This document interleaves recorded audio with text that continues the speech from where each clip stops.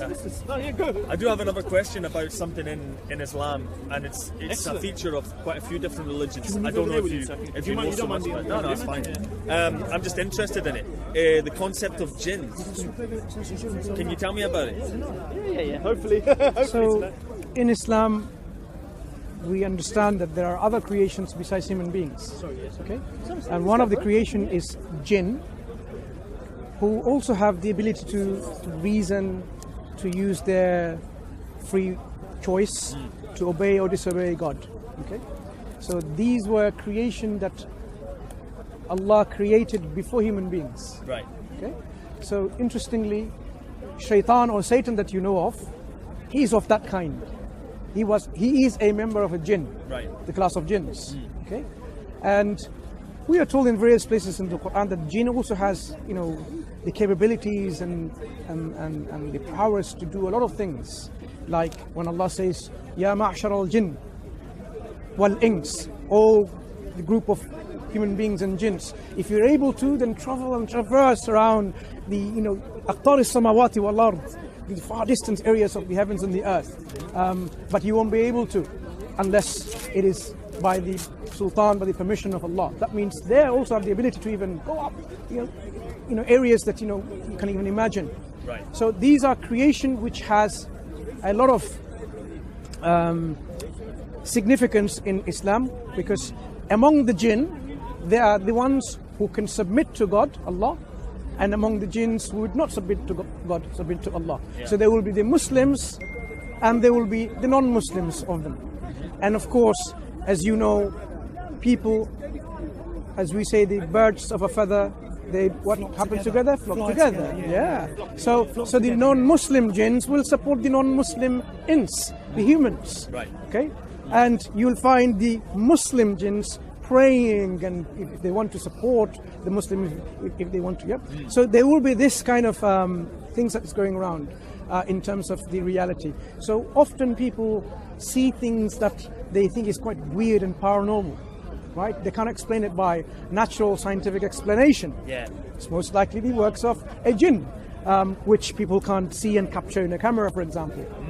Yeah. Okay. Yeah. So jinns are a creation that were created before the human beings.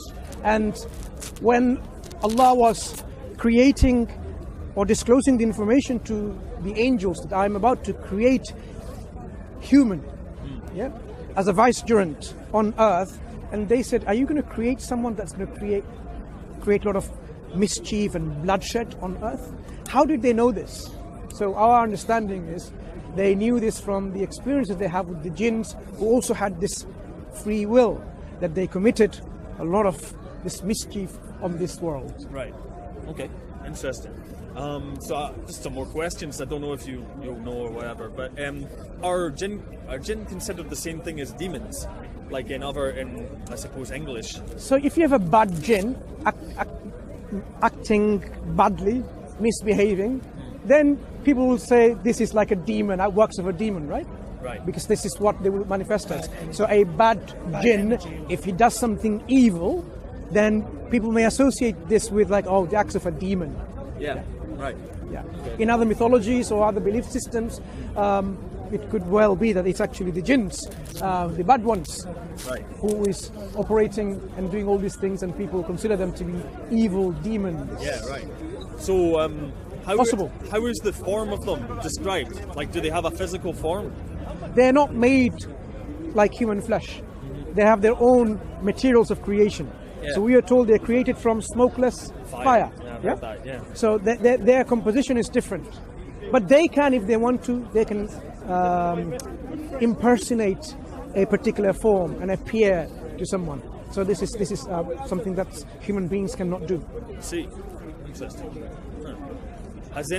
Are there any accounts, I suppose, in Islamic history of encounters with people possessed by jinn or whatever? You know what I mean? Lots of information and lots of encounters. People often say that they can bring a jinn along, and you can see. But I haven't personally gone into to view one of these things, or not personally interested to get into this discussion, because we know they exist and we know they have their own lives, and we are not going to trespass their life. Let them live, let us live, and not to trespass or transgress on each other. Yeah.